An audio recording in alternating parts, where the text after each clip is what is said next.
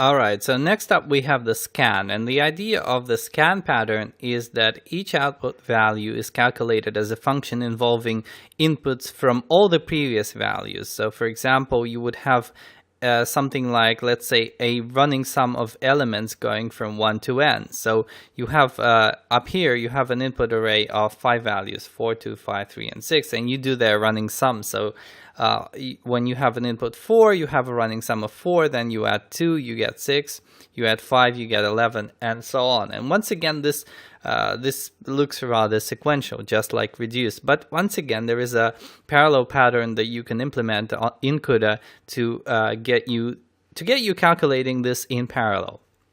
So let's look at scan in practice. It's kind of similar to reduce, except that the diagram here, it's kind of balanced to the right, whereas the previous time round, it was balanced to the left. So what's happening here? We need, once again, we need n-1 threads, and the step size keeps doubling. So let me illustrate this for once. So the step size here is this distance. So this distance is 1. And here this distance is 2, and here this distance is 4. So it keeps doubling. Now the number of threads is reduced by the step size. So if you look at the number of threads here, we're using 4 threads. Take this one, minus 1 here. We get 3, and that's indeed the number of threads here, 1, 2, 3. Now it gets reduced by 2, so 3 minus 2 is 1, and we're left with just 1 thread.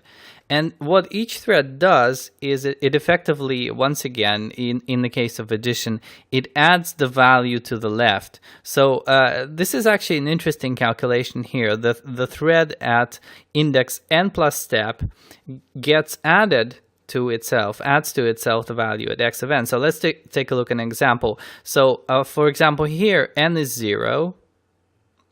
But step is 2. So x at 0 plus 2, which is index 2, so it's this location, gets added the value at x of n. Now remember, n is 0, so n at 0 is this location. So we add this location and this location, 1 plus 5 equals 6. And if you keep doing this until the very end, then the sequence of elements you get is exactly what you were hoping for, the running sum. So let's take a look at the way this is done in CUDA-C. All right, so once again, we'll start a new project. And I'm going to call this one scan. Oops. Scan. All right, once again, I'll get rid of just about everything. I'm pretty sure I'll need IOStream. There we go. Let's do a main method. Should be calling it a function, but coming from a .NET world, it's kind of it's a bit of a habit. Okay, so once again, const int count.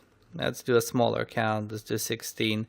And const int size equals count times, and we'll stick to ints for now.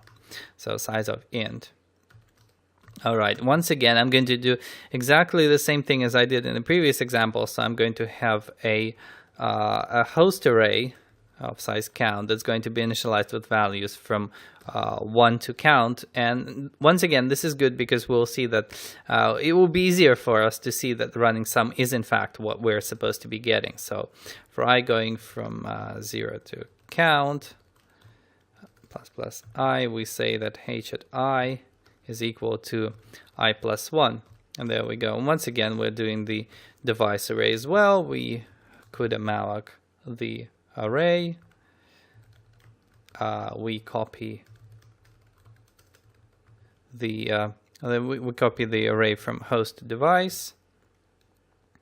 So it's size CUDA-mem-cpy host to device. There we go. And then we call our kernel. Let's call it running sum.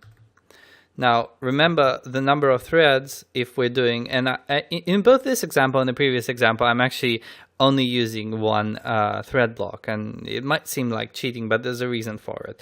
So we have one thread block and we have count minus 1 threads. or you could do count threads and just waste a single thread. But you know, I'm trying to be efficient, even though this is probably not the best way of being efficient about it. Okay, so let's do the kernel. So global avoid running sum of d. Okay, so let's do the initial definitions first of all. So the number of threads that we're going to allow threads is blockdim.x, just like in the previous example, and this thread ID is threadindex.x. Okay, so once again we have this tc variable, which is the total number of threads that are in fact allowed to participate in this whole calculation. So for in tc, and we start with the total number of threads obviously, and tc greater than 0. So I'm not going to have an incremental condition just yet. I'll leave this empty, and you'll see why in a moment. So essentially, we check once again if the thread is allowed to do things. So if TID less than TC, then yeah, you can calculate something.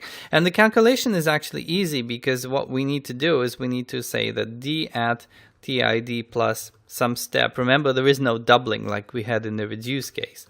Plus equals D at TID. Now the question is, where does this step come from? This is another variable that we need to cycle through. So let's do that. Remember, it begins at 1, step equals 1, and it doubles each time. Step. Let's do it like this. Star equals 2. So the step keeps doubling each time. And the only concern right now is, how do we reduce the number of threads? And remember, on the slide I said that the number of threads gets reduced by the step count. So effectively what we can say is tc minus equals step, like so. All right, I think we're done here. We just need to finish off the main method again. So let's copy the value back. Actually, CUDA memcpy. I'm going to copy the value back into the initial array, because this time there isn't just one value that is the result. It's actually all the values. So going from 0 to count, we say that cout h at I. That's the output of the h values. I forgot to actually copy them. So CUDA memcpy to h from D, size CUDA memcpy device to host. There we go. Oh, utterly the wrong thing here. It should be just a for loop, and then as always CUDA free D get char turn 0. Okay, we're done. Let's try running this. And here we are. It sure looks correct, because 1 plus 2 equals 3, plus 3 equals 6, plus 4 equals 10, plus 5 equals 15, and so on. So it looks correct. Let's actually go into the kernel and see what's happening there.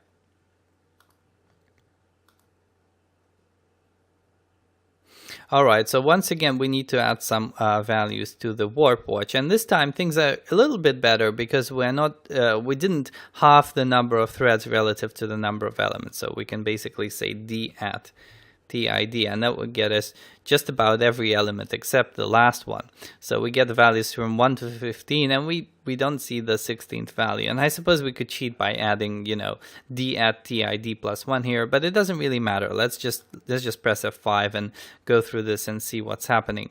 So at the first calculation, if I press F5, you would see that every value except the first one had something added to it. That's because the step size was small. And if we look at it again, we would see that now every value except the first two have been increased, and I can keep pressing F5, and at each calculation something gets increased, and effectively we end up with the final values. Here we go. And this is how the scan pattern works.